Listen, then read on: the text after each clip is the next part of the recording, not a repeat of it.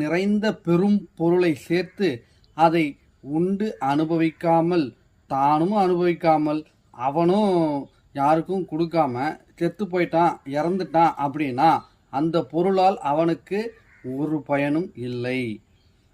பொருளால் எல்லாவற்றையும் சாதிக்கலாம் என்று தேடி தேடி சேர்த்த பின் தானும் அனுபவிக்காமல் பிறருக்கும் கொடுக்காமல் கஞ்சனாக வாழ்பவனை இந்த பூமியில் பிறந்ததே தேவையற்றது.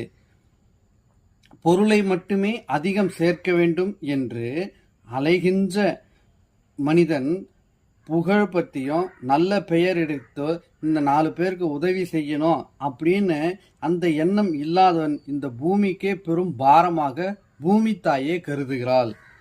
பிறருக்கு உதவியாக வாழாத ஒருவனை பற்றி அவன் இறந்த பிறகும் அவனை எண்ணி பார்க்க என்ன இருக்க போகிறது என்று வள்ளுவர்